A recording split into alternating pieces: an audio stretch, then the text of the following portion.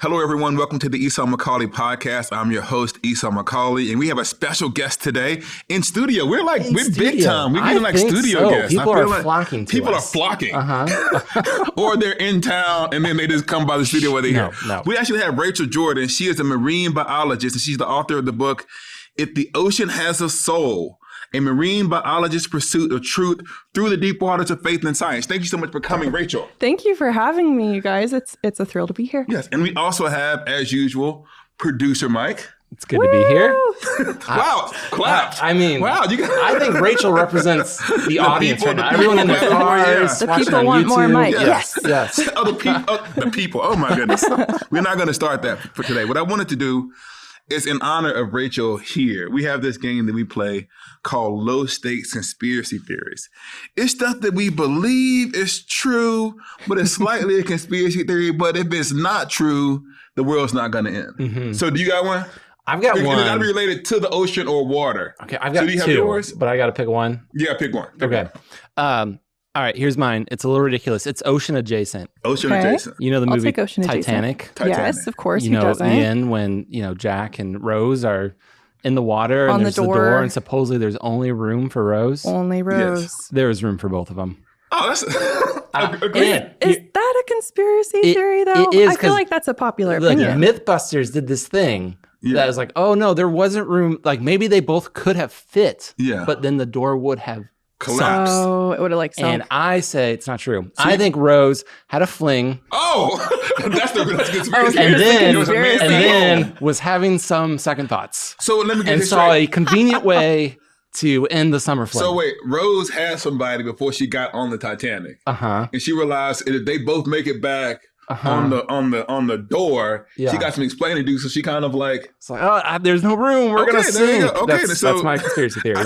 I don't know if we need Rachel to weigh in, but do you think that Rachel had something else going on? Rose. Rose, do you agree with him? Yeah, I think this is ridiculous, by the way. I think that makes sense. Like that checks out logically, but I don't really have much in the way of marine biology expertise to offer, except that things are more buoyant in saltwater than freshwater. Okay. So if they were ever both going to successfully float on the door together, it would have been in the ocean where the Titanic did sink, as opposed to a lake. So if this was taking place in a lake, I'd be more likely to be like, nah, they won't fit on the door. But because we're talking ocean, buoyancy. Science proves I'm right. Is what I'm hearing.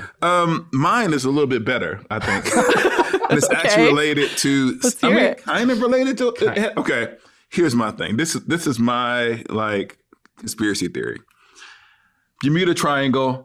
Totally real, will completely kill you. You shouldn't go there. And I did some research. Whenever I come with research, I'm serious about this.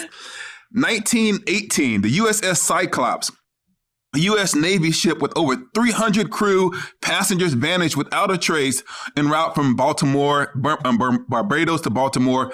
No distress signal, no wreckage ever found. That's 1918. 1945, Flight 19. It says, once again, it vanished without a trace, no wreckage ever found. Third one, 2 British Airways ships or flights, 1948, 1949, disappeared while flying through the region. No distress calls received, no wreckage found. Bermuda Triangle will kill you. Do not go there. Rachel? Because response? I don't know if you go into another dimension or if you go back in time. Yeah, we don't have, the beauty of low stakes conspiracy theories, we don't have to see why. Okay. We're just putting it out there. Yeah. So will the Bermuda Triangle, will it kill you? I don't know about kill you, but something happens. There's a consistent pattern. And anytime we see patterns, in science, we formulate a hypothesis. So you're starting off with an observation of there's all these missing people, there's all these missing, ships, planes. I got 3 right there. All different kinds of 4. Yeah, so many. And I think there's quite a few more than there's those tons 4 of these. as well. These are the most famous ones. Yeah, giant lists online of all the things that have disappeared in the Bermuda Triangle. So I think it's very likely that something let me is ask you a going question. on. You're at the airport or you're looking online. Yeah. And there's 2 plane tickets, right? One that takes you directly through the Bermuda Triangle, but it's half the price. The other one is like double the price, but it takes you around. What do? Do you fly straight through it or do you fly around it? They probably have some decent scuba diving there, so I'd be ashamed to like make a pit stop. Like she's like, a marine biologist does not make that much money. I'm taking the half price. I'm gonna risk it. So sounds like a cool adventure. I mean, maybe that's the only way to get to the bottom of the mystery is to actually go to the Bermuda Triangle, test the hypothesis, and you guys can see if I disappear or not. No, that's not it. I have no desire. I don't need to. Would you go? What would you do? At this stage of life, I think I'd risk it for the half price ticket. I want no part. See, this could be my dive buddy. Yeah, there you go. There we go. I will tell you. You coming, Esau? No, I'm good. The low stakes conspiracy theory was actually Mike's idea how to open a podcast, and in our pre-production meeting, he vetoed my plan. And I said okay as if I was going to listen to him, but now that we're recording, we're going to do my opening too. It's a good thing. It's a good thing I have editing power. Double opener. Double opener. I want to know the answer to this question because I got a marine biologist here and I want to know the answer to this question. Yeah, what's the question? So I'm a sports fan. Yeah, and you are. I watch a lot of sports, basketball, baseball, football, soccer, all of this stuff. And I want to know, as a marine biologist, because all of the animals, all of the water creatures are like sharks and dolphins. So are there 3 sea creatures? Just pick any 3, maybe 2 or 3. Pick some. Sure. Yeah. They will be good mascots for sports teams that are underutilized. Like nobody does it, but there's a market out there. If you choose this sea creature to represent your sports team, what would it be? I love it. Great question. First thing that comes to mind, irukandji jellyfish. Okay, what does it do? They kill you. How? Really quickly. How? Cardiac arrest. I mean, what do they do to you? Do they grab you? No. So jellyfish, this is like the wild part about jellyfish. Okay. They just like drift along doing their jelly thing. And then when they bump into something that's prey, they sting it. If anything that comes into contact with their tentacles, where their stinging nematocysts are located, gets caught up in their tentacles, gets stung. If it's a tiny little fish, it dies, and the jellyfish is able to slowly pull it up via the tentacles to its mouth and eat it. That's how they catch their food. But irukandji, they are super duper tiny. They're like the size of a thimble just about. Yeah. And they have really disproportionately long tentacles. So little tiny cap, little bell at the top of the jellyfish, really long tentacles, several feet long. And if it touches you, you're done. Very transparent, very translucent.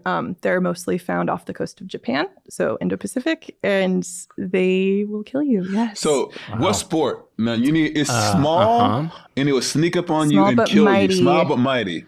What sport is this? Not many second chances. But also like big into contact. So I think I'm going to say football. Football? Yeah. Okay then. So nice. irukandji. I feel like you need to like shorten that, like call them the Eries or something. Like I don't know if you get a bunch of people at a sporting event. You can't really call them the jellies. Irukandji jellyfish. Yeah, there's no way the average football fan could pronounce that. Give us one more. One more? One more. Just give us one more. Okay. You got to pick your favorite of the 3. I asked you for 3. Yeah, I'm favoring the invertebrates today because I feel like they don't get much pomp and circumstance, but they totally deserve it. So we're gonna go with a bearded fireworm. These guys, definitely great name. Bearded fireworm. Yeah, this is a baseball team. Very like masculine name. Yeah, they're also like super incredible to see too. They're these long, like several foot long, hairy worms. They look more like a caterpillar, but they're really brightly colored, some of them. And they sort of look like they're covered in velvet or feathers. So really, really flashy, really showy. But if you touch a bearded fireworm, it will sting you. Yeah. And same kind of process as with the jellyfish tentacles. It's got nematocysts in their bodies that stings you. So there's that too. And that's a strong... Do you die, though? No, you do not baseball. die. Yeah, lower stakes. Yeah. Lower stakes. Yeah. Okay, then. So probably the sting could be comparable with like a really good baseball welt. Like getting hit there really, we go. really long. The bearded, but the something bearded, that lasts, what did you call them again? Bearded fireworm. Oh, but the sting definitely. lasts, days, weeks. I mean, we have merch. Can we make the bearded fireworm like an official merching? Can we sub-license that? We can make anything we want. Okay. I think we need to at least put a copyright on this. So you have informed us a little bit about like sea creatures. Yeah. Were you always into like animals, math, and science? Was that kind of what you were like growing up? Were you a STEM kid? No. Oh, okay. You weren't. I was not a STEM kid. I have always been fascinated by the outdoors. I've always loved being outside. I've always really loved animals, but not really like significantly more than your average kid. Okay. Math and science were my worst subjects in school growing up. I was a language arts, humanities kid. I loved writing and reading. Literature was my favorite class in school. I was one of those nerds. So how did you get from literature and reading to learning about bearded worms in the ocean? How did you get into marine biology? Yeah, really weird transition. So on the second day of 10th grade biology class, and I tell this full story in detail in my book, If the Ocean Has a Soul, my biology teacher, Mr. McCormick, he's this just wonderful, wonderful man, very passionate teacher. He went on a tangent in class talking about graduate school research he did back in the day, working with corals, which are this amazing underwater animal that form the foundation of reefs. And so he was talking about how different levels of sunlight affect the health of these corals. And I was so enamored by everything he was saying. And I got home from school that day and was telling my mom about it and just started crying. I was so excited, just so passionate and enthusiastic. And I'd never had something make me that just gung-ho before. That's probably how you feel a bit with like sports and stuff. Like you find something that you really love and you're just like, oh, this is the bee's knees. I was so excited that was the moment where I was like, this is what I want to do. I want to work with corals. Oh, so it was the corals that got you. It was the corals, now, were you like a church kid growing up? Was your family religious? Yeah. So grew up in a Christian home. I met Jesus around the same time I met the ocean. Okay, around 10th grade. So you and the corals and Jesus are together? Not quite. A little bit earlier than that. So I grew up with my family taking annual trips out to the Oregon, Washington coasts, and we would tide pool, which is like this really cool process where you can go out and find sea creatures that have washed up in the rocks when the tide goes out. Yeah. And so you can play with, sea stars, and you can touch sea anemones and maybe see a jellyfish in the sand on the beach. And that for me was like a window into the bigger ocean. So I always sort of wondered, what else is out there? Like if I'm finding these cool things along the shoreline, what more amazing things are out in the deeper water? And then at the same time, I'm growing up in church, hearing about Jesus, memorizing Bible verses, starting to latch onto some of these stories that, you hear when you're in Sunday school. And so the Jonah story, did you kind of go, that was your moment when there's some fish involved? How does that work? I always thought that one was really interesting. Yeah, really interesting. Fun fact, I actually used to mix up that story with Pinocchio, the Disney movie, which super freaky movie, by the way. The nose?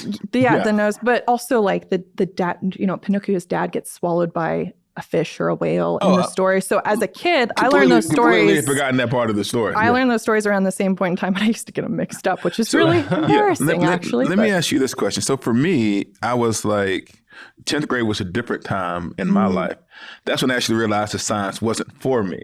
Oh, really? I just had I think it was like biology or something. It just didn't stick in my head. Yeah. But it was fine for me because I had humanities, and I feel like the church is actually kind of, because it's talking about the Bible and singing and those things. Yeah, stories. Stories. Yeah. And so the church doesn't need science. Yeah, and so so I was going to ask you, did you have any kind of encounters with like encouragement as a scientist in your church? Or was it kind of like mine where it was effectively a humanities kind of space? Did you get encouraged to be a scientist, or did your church have anything for people who were scientifically oriented? That's a really thoughtful question. No, I didn't. I didn't have really any support from my home church. I actually got quite a bit of pushback.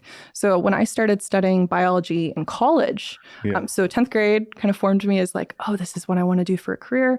People were just largely like, oh, you want to be a marine biologist? Like, good for you. Yeah. And then I went off to college, started studying these things, learning about evolution, learning about cosmology, learning about climate change, all these sort of hot topic issues that the church sometimes just kind of goes like, whoa, either I have a strong opinion or I am staying hands off of that. I got a lot of pushback. So I came back after finishing my undergraduate degree, and I was actually at I think it was a birthday party for one of our pastors at my home church. Yeah. And had a bit of a confrontation from some very well-meaning, loving individuals who really thought I was, I think, going quite astray, which was really upsetting to me at the time. But now that I am older and I have the 20/20 vision of hindsight, and God's really worked a lot in my own heart and understanding, coming at this from the point of empathy, I think they were just afraid for me. And there was a lot there were a lot of things that I had learned about that for me led me into freedom of realizing, God made the world wonderful. Yeah. And it doesn't really matter what you believe about how it originated scientifically, logistically, in order to acknowledge, like, God is incredible. He did this amazing thing. I don't necessarily have to know all the details how, but wouldn't it be cool if we could figure it out? Like, wouldn't that be an invitation for drawing into deeper intimacy and wonder and engagement with God and what he's done? So let me ask you this. We have, at least over here on humanity's island. So we just imagine that, when you are in your science classes, that everyone's mocking you and say, hey, you silly Christian, what are you doing? Did you feel like, was it ever difficult or lonely being a Christian in science, in the scientific world? Is it the way that we imagine it in our popular discourse, or is the scientific community a little bit more friendly than we might think? Good question. Way more friendly than you might think. They, for the most part, don't really care what you believe religiously, personally. One of the I think beautiful things about science and the scientific method is that you try to leave as much of your bias, your opinions, your personal perspective, the culture that's shaped you at the door when you walk into science. And granted, there's always like some trickle-in effect. That's why we have to account for these things when we're talking actual science and studies and stuff like that. But I found the scientific community really welcoming and very supportive of my faith. I've had some of the best spiritual conversations of my entire life with non-Christian scientists who view the world maybe in some way similar to how I do as a scientist, but completely different from a spiritual standpoint. And that for me has been, like I said before, sort of an invitation into deeper intimacy and wonder with God, of recognizing, I have this commonality, this unity with scientists, which in much of the same way, like as a fellow Christian, there's this brotherhood, this sisterhood of, we're united in Christ, and we don't have to agree on all the exact same points in order for us to still have a healthy, loving relationship, in order for us to encourage each other in our faiths. I've found that in science as well. If I can encourage somebody to be a better scientist and love them as a fellow human being made in the image of God, and we can work alongside each other very respectfully. It's been lovely.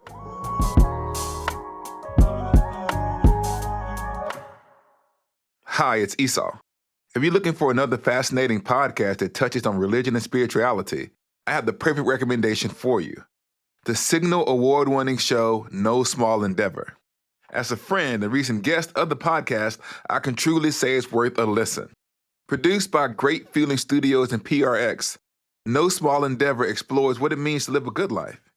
Each episode, host Lee C. Kemp sits down with special guests like pastor and theologian Tish Harrison Warren, civil rights hero Reverend James Lawson, and one of the world's most influential living theologians, Stanley Hauerwas, to discuss how their faith shaped their journey. If you're looking for a place to start, check out their recent episode with Americana songwriter Drew Holcomb, in which he unpacks how creativity is a way to overcome fear, make something that didn't exist before. It's a beautiful heart-to-heart. Don't miss out. Follow No Small Endeavor on Apple Podcasts, Spotify, or wherever you get your podcast. Field got him doing football numbers, only average grown. He was acting grown. There's this one conversation, because I've noted, I work at Wheaton College now, but before that, I worked at Dartmouth College in New Hampshire. And, they have all of these lectures and these people come in. And same thing when we're doing when I did my PhD at University of St. Andrews, you see these people come in, and sometimes you go to these scientific lectures. Sorry, for me. For you, it's normal. For me, scientific lectures like, it's not going to be the Bible. But one of the things I found is that sometimes scientists can almost sound mystical in how they describe creation. Yes. And he was not in the ocean. He was an astronomer or astrologist or something, whatever you call the stars person. Yep. And I remember he gave this long discussion about what was going on in the world, and it was like he was just almost enraptured by the glory of what he said. Yeah. And had I been a better evangelist, I would have responded better. But he gets to the end of the speech. It's like not a Christian event. He's just speaking, and he said, "It's almost like you want to say thank you to someone but there's no one to say thank you to. Yep. And had I been a better Christian, I would have said, it's Jesus. I should have been like Paul, like, this temple to the unknown God, this I proclaim to you. Yeah, and so, all of creation's proclaiming God's glory. And so then apparently, because you're writing this book here, If the Ocean Has a Soul, you should pick it up. You're writing this book here about trying to help Christians think through the perceived conflict between science and faith. So where did you experience this conflict? Are you saying that it's mostly on the church side? Was it internal to you? Was there this moment where you said, like, as we stereotypically think, there's this conflict between the science that I am enthralled by and what I believe about God and his purposes for humanity? Yeah, great question. Well, I think for me personally, when I started pursuing some of this more seriously in college, like really learning the nitty gritty of these biological topics, particularly evolution was one that I really struggled with, and how it relates to my faith. It was scary. And I think that the fear that you feel when you're encountering doubt, when you're encountering this unknown territory of, I've never gone here before. Maybe I don't even know anybody else who has. In my case, I was struggling. I like got on Google and I Googled Christian marine biologist because I was so desperate to just identify another human who had done that kind of thing before. Maybe they'd have the answers to my questions. I didn't find anybody. The Google? No. Gemini. I mean, ChatGPT did not exist yet, but that probably could have helped you, but yes. Probably. But the sweet part is, fast forward all these years, and now if you type Christian marine biologist into Google, my name pops up, which is lovely. So that the young version of you has someone to turn to. Exactly. Yes. And I love getting to be a resource for people who are, students or just asking questions or wondering about these things. But one of the things that I did have was I had access to some incredible Christ-loving professors at my undergraduate school. So I went to Seattle Pacific University. It's a Christian school. Oh, believe it or not. Do you have a connection? I know the president of Seattle Pacific University. Seriously? No, it's true. That added nothing to the conversation. It has everything to do. I probably shouldn't say they gave me an honorary doctorate. Oh. That's name dropping. That's name dropping. The first part was just a connection. The second part was me. Earned all of her degrees. They just gave me one. I don't know. They just handed me one. Anyway, so I'm sorry. So we're fellow alumni of SPU. There we go. Alumni unite. Have you been there? Do you have a degree from SPU? I'm sorry for this portion of the podcast. It's SPU only. Okay. I'm sorry. Are we getting exclusive over here? SPU. I'm sorry. You at SPU. So SPU provided me with some really incredible professors who, like I said, they love God and they were super passionate about their science, and they were very dedicated to teaching science as science and then sharing with their students about how their faith personally affected their lives and how maybe they as individuals interpreted a particular passage of scripture or how they had wrestled with a scientific concept. Or for me, a lot of it was some of my favorite professors would give me books. They'd say, oh, you've got to read The Lost World of Genesis 1 by John H. Walton. Oh, you've got to read... John Walton is one of my... He worked at Wheaton College. Yes, he did. And so he's a hero of mine and a hero of my son. Yeah. My son was having actually a faith and science question, and he was being told that unless he was like a sixth-day creationist, he was a bad Christian. Yeah. And I just gave him a John Walton book. And so that was a big point. And he's those are great he might have been a freshman or a sophomore at the time. Okay. So there we go. John Walton. Lost World of Adam and Eve. Yes. Yeah, he wrote some really good ones.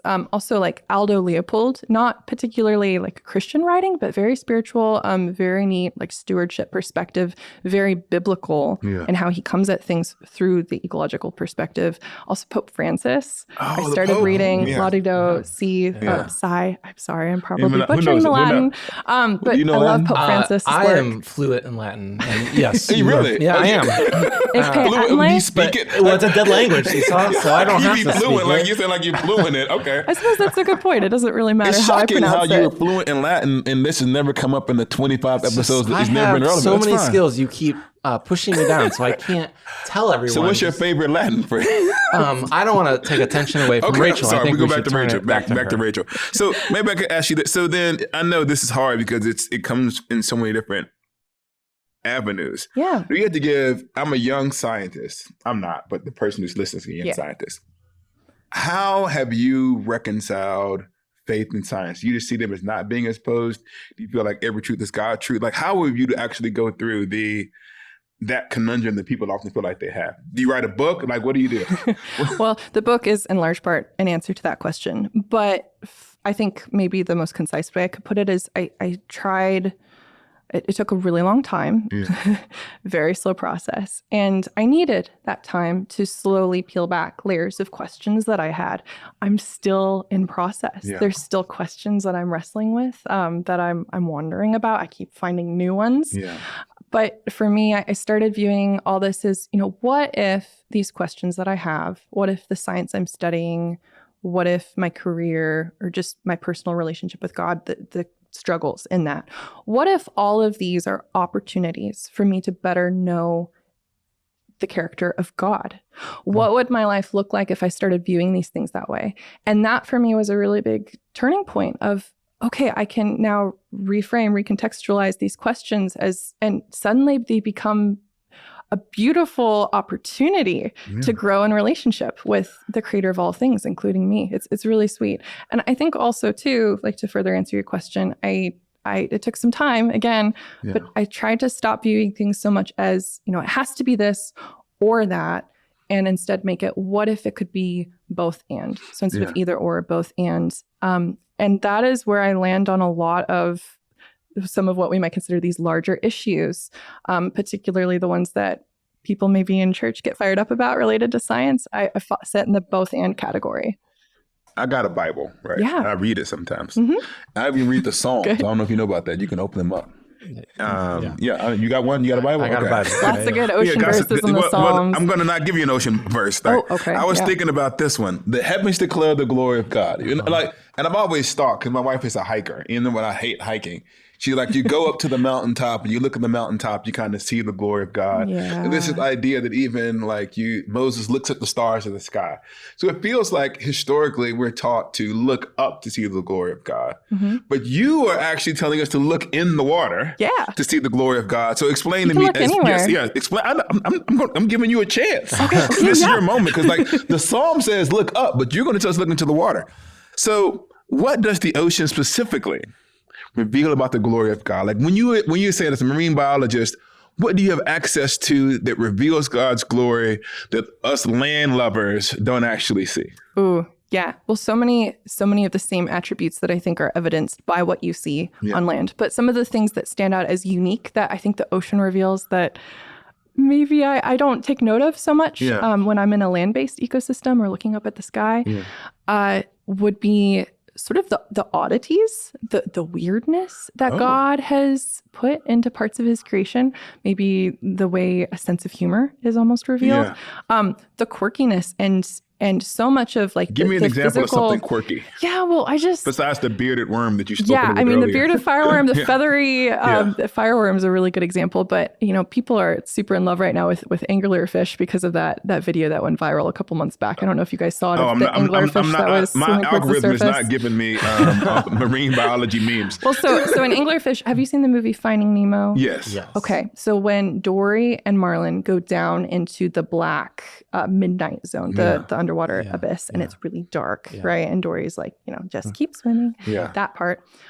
They encounter a razor sharp toothed fish in the dark that has a hanging lure jutting out of its forehead. I still have nightmares. Yes, terrifying. That is an anglerfish. That's one of many, many, many different kinds of anglerfish. There's lots of different species, all different sizes, shapes, colors, textures, really cool body morphologies. So if I open this book, then am I going to get some information about some of these quirky things? There's actually a chapter related to bioluminescence in that book. Bioluminescence is the production of light by biological organisms. So there is a brief anecdote about anglerfish in that book. So give me if someone said I'm going to do a 30-second, maybe this is an unfair question, but you can pull it from some of the book to give people a sample. Okay, here is a devotional or a thought or an idea that I had about God while engaging in the work of marine biology that is here in the book. Is there something along that lines? This is something that I thought about God while engaging in the work that I was doing. Yeah, well, I think kind of the question I nudged on before, which is, how is God's character made evident through creation? And what do we learn about his character perhaps uniquely through the ocean that we wouldn't learn otherwise. Yeah. That as a concept is something that I explore in the book. And it's partly why the title is the way that it is too. Oh, the ocean has a soul. The first half of an if-then statement. It's not, I'm not declaring like the ocean does have a soul. It's an invitation to whoever's reading the book to sort of ponder, if the ocean had a soul, has a soul, then what? Like, what does that mean about creation, about the ocean, about the rest of the created world? What does it mean for my identity as a human being walking on planet Earth that is, over, I believe, 70% of the surface of Earth is water? Like, how do I understand some of these things? How do I understand my own place in creation, the role that God gave me in engaging with it? How does my relationship to God more directly change? Yeah. How does my relationship to my fellow human change? Yeah. I think all these things come more bubbling up to the surface when we consider, how is God's character? If God is who he says he is, biblically, we can learn a lot. But if creation is also declaring God's character, what does creation have to teach us as almost, a second book, as a resource to teach us about his character? So I'm going to ask you a question. I'm going to go off script for a second, then we'll go to Mike's Corner. Okay. So normally, especially in the Old Testament, the ocean is seen as this place of danger. Yeah. And it depicts kind of the uncertainty of kind of existence. So the ocean was this thing that could do real damage. Yeah, chaos, disorder, chaos and disorders. confusion. And part of the idea is like God tames the ocean. So like, I'm assuming that you see more to the ocean than like it's a source of danger. I know you've spoken about it some, but like, how do you make sense of those, like that imagery of the ocean as a source of danger that you should avoid? Yeah. That often marks the Bible's depiction of the ocean. How do you engage that? Yeah, totally. Well, the Bible's shaped by its cultural context. Yeah. Any book, mine included, it has my fingerprints on it. Like my opinions, my culture it's represented in the thing that I created. In the same way, you could extrapolate and say, God's character is expressed through his creation. My character is expressed through the words that I put on the page. So the biblical authors, as a product of their times, the words that they put on a page say something about their context as well, where they came from, the viewpoints that were commonly held, that they personally had. All of that is part of it. And the ocean now, to someone like me, means something very different than what it would have meant to someone who didn't have planes, didn't have Wi-Fi. Travel took a really, really long time. And if you wanted to travel across a body of water, the only way to do it was by boat. Their boats didn't have motors. It was incredibly dangerous and it was unexplored. There's a reason why ancient maps had these mythological freaky monsters in the corners of the maps. It's because these were areas that monsters lived. Like we didn't know what all was there. I'm glad you brought that up. Can we pivot to Mike's Corner? Because I've got. I usually introduce Mike's I know Corner. you do, but you're just jumping in. See, this was the perfect segue. Now you're it's not a good segue. initiating Mike's Corner. I give you Mike's Corner. You don't just snatch Mike's Corner. Esau, but okay, go May ahead. I have some Mike's Corner right now? Go ahead. Okay. I named it and gave you a cotton. Real quick before we jump to that, did I answer your question? You answered the question perfectly. Okay, You did a great job. Go ahead. Okay, great. All right, I have a serious question, but first I want to do rapid fire. Oh. You have to give essentially a yes or no to each of these, all right? Okay, I know. I'll try. It might be you a maybe. mentioned monsters. Loch Ness Monster. Real or not real? Maybe. Ooh. I mean, Three options. That's fair. Okay. Fine, I say maybe I'll take because maybe. I think, yes, at some point in the past it did exist. but it's probably not. But no, because most scientists would strongly disagree with me on that point. So I'm going to go with maybe because it's middle of the road. She has to exist with other I scientists. personally, yes, I think something was in there. Atlantis.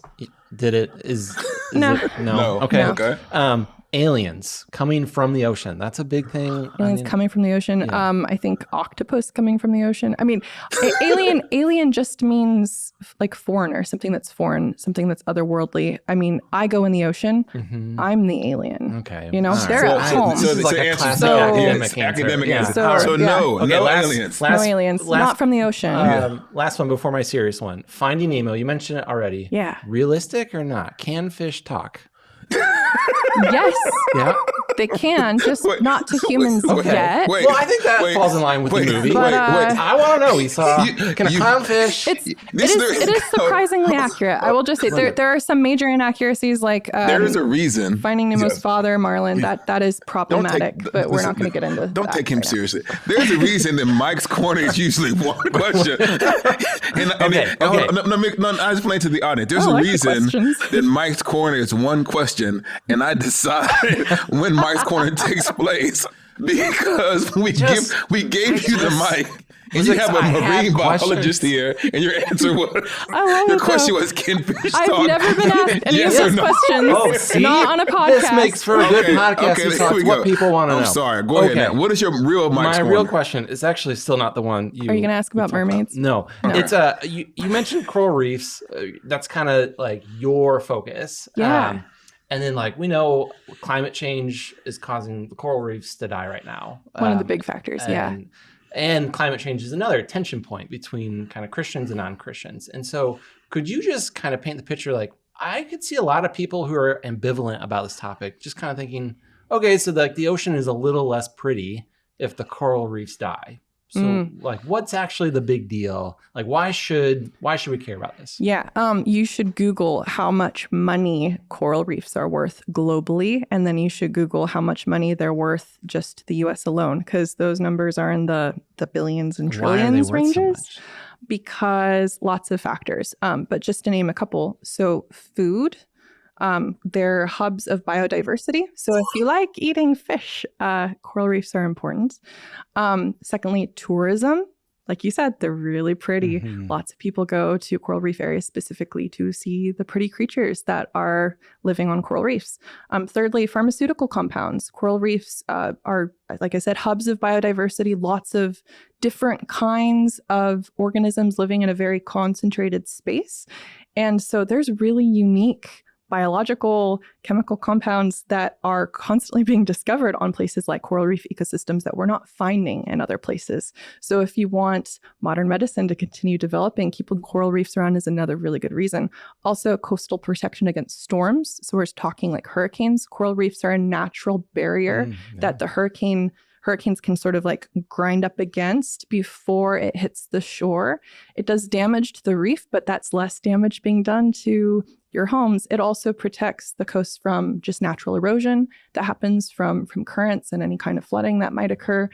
Corals are really, really important. Those are just I feel a couple so of much smarter now. Yeah, right? I think I've got, first of all, that was my question, but that's neither here nor there. I had a circle. Let me ask you this question. So let's say, like, this is great. Like, I just learned a lot from you. Oh, thank you. But let's say I have a friend who doesn't, like, how do you, is evidence enough to convince people when you're dealing with a contested issue like climate change? Is this how you actually engage with your friends and neighbors around contested issues? I don't believe climate change is real.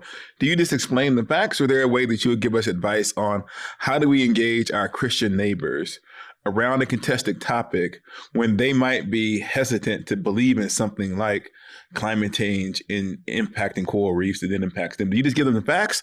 Or do you try, is there a different tactic that we should try to use? Yeah. How do we have hard conversations with our neighbors? That's a really tough one. I think do you cover that here? Do I get any advice here? I do a bit. Yeah. I'm sorry, for those of you not listening, I'm pointing at the book, If the Ocean Has a Soul. I like get the name out there. So you do engage some of that in the book, but tell us a little bit. Yeah. Not all of it, because they got to buy the book. But tell us enough of it to give them a preview. Yeah, well, I think anytime we're having a hard conversation, the healthiest way to have that kind of conversation is in the context of relationship. So like, you know, if we just met, which we basically just did before this podcast, I probably wouldn't come right out of the gate and, you know, start pelting all your opinions that differ from mine. I wouldn't be trying to persuade you. That wouldn't be a good way to grow in a relationship. And it probably wouldn't mean anything to you because you don't know me. I don't know you. There's no foundation for that. So I think in order for us to have conversations about hard things that people have big feelings about, it's okay to have strong opinions and have your big feelings, but walk in somebody else's shoes for a moment first. Get to know the person you're talking to.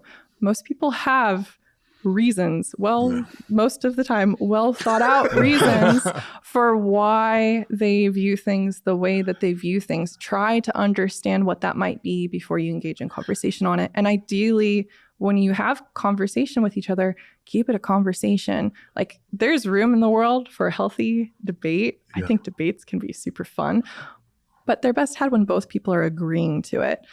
Otherwise, it can come out feeling like an attack to the person who's not knowing that it's that. Do you mean I shouldn't argue with strangers on the train about Titanic and whether or not Jack could have stayed on the door? Is that a bad? Maybe just tune that one down a little bit. Do you ever get discouraged? Do you ever? I mean, yes.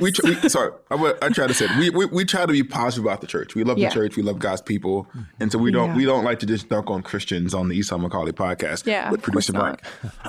But we do, like, I want to ask you, like, so I'm not asking you to just be mean to Christians, but does it ever kind of become discouraging as a scientist who's trying to advocate for the reconciliation between science and faith, to see some of our skepticism that we have in the church? Do you ever get fatigued? And what do you do about it? You say write a book? Like, how do you handle discouragement? Yeah, I mean, I spent a lot of my time feeling pretty discouraged by it. Because it is hard. And we gave the definition of alien earlier, and I do sometimes feel a bit alien in the church. I feel like a fish out of water sometimes. And the way that I deal with it is I take those feelings to the Lord in prayer. And I've asked him to provide me with people that I can talk to about it. And I have a really wonderful support system, people who love me. And your husband's here on, he's on, they can't see him. If you listen to the podcast, the husband's in the background. So, hey, husband. He's wonderful. Way to be a good support system. This book would not exist apart from him. He has made this possible. But yeah, I think, pressing into those relationships, but primarily pressing into God. And it's really sweet how he has crafted these avenues for me of finding ways to engage on topics like this, like to talk about the ocean in a place like the Midwest, which is where I'm currently based. And it's wild. I compare it to that verse in Isaiah that God says, see, I'm doing a new thing. See how it springs up. And he talks about creating streams in the wasteland and water in the desert. It feels like that for me. One of the sweetest parts of this book for me was actually a conversation I had with my mom-in-law. I gave her copy of the book, and she very sweetly was like, will you please read me your favorite chapter? And so I read her the chapter from the book, and, just had my nose down in it, reading the words. I look up after the chapter, and she's sitting there with tears in her eyes. And she says something to me like, I felt like I was right there with you.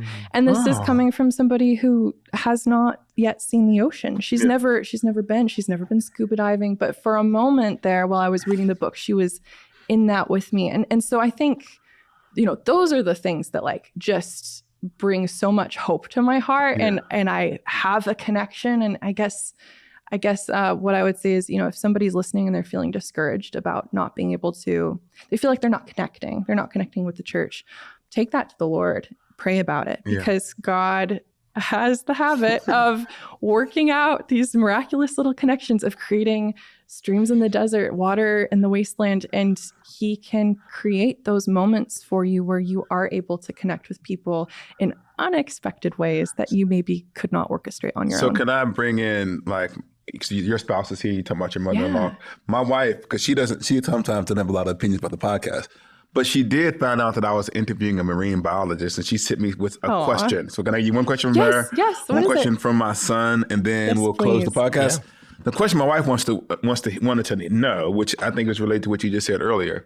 She said if there was a place where she could go and kind of experience some of the beauty of God's creation in the ocean, is there like a marine location? If you get a chance to visit this place in your life, go to this place. Is there a part of the country or part of the ocean that you would recommend us visiting? Good question. Just to clarify, does your wife like swimming, or would she prefer to be out of the water? She will be going by herself on this. It would be a girl's trip. I'm not going in the ocean. So if I recommend something that includes land-based stuff, would you be more likely to want to go? No, I'm not going. No. I mean, this is I'm like your mother-in-law. When she would read it, it will feel like I was there. That's how I want to experience the glory of God in pictures and videos. There we go. Well, I think snorkeling is a great way to get into the ocean and see some cool stuff. Is there a place you recommend us to go snorkel? Oh man, somewhere tropical. That way you're not cold. Okay. It's great. So somewhere tropical, try snorkeling. But for like a family trip, I highly recommend the northwest coast of the United States because it has some of the best tide pooling out there. Okay. And tide pooling, like I said, it's an accessibility thing. Yeah. You don't necessarily have to get into the ocean, into the water to be able to see a lot of the creatures that it has. So you can. I might do that. Yeah, I might do that. Yeah, there we go. You're basically like squatting on the edge of a pool of water. You know, you walk down the beach, you go to the tide pool, you find some cool rocks. My and wife is from the Pacific barnacles. Northwest. Maybe we could do a couple. No, I'm busy. I'm busy that day. Together. I'm busy that day. You sure? Yeah, I'm booked. I'm completely booked. Okay. Whatever day that is, Have I'm you gone booked. tide pooling then? Yeah, I think she has. Yeah, I'm great. booked. I'm sorry. I wish I could, but I'm busy. okay. Now, Another my time. son wants to know. You mentioned a lot of the sea creatures already that were really interesting and cool to you. But is there a sea creature that you are enthralled by beyond in the coral we know about? But is there something else that has captured your imagination? Oh man. Well, right now I am kind of weirdly obsessed with coelacanths. Okay.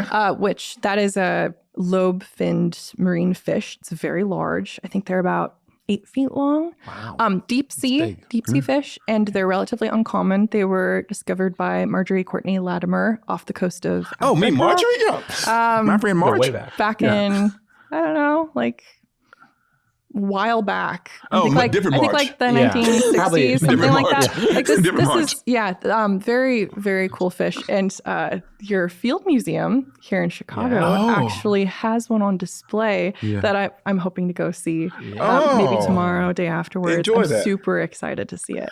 So I want to tell you, when I was in college, I was not, like I said, I was a history major, but I had always just kind of in the back of my mind heard all of these criticisms about science and faith. And it was actually, I started reading a lot of books about this topic. And that really helped me during an important part in my own spiritual development. I didn't understand everything that I read, but I could tell the people had thought through these things. I really think that the book that you wrote, If the Ocean Has a Soul, is a gift for the kinds of people, not just people who are marine biologists, but people who even if they're not professional scientists, want to hear a scientist think through their faith and like the world that God has created. So thank you for this book. And I hope that it blesses and encourages people. Me too. And thanks for coming on the podcast. Thank you so much for having me. This has been such a treat. The Esau McCaulley podcast is a production of Holy Post Media, produced by Mike Stay Low, Stray Low. If you know, now you know. Edited by Seth Gorvet, like a Corvette. Music by Rob Knorr. Make sure to follow the show wherever you get your podcast and leave a review so more people can find it. See you next time. I'm out.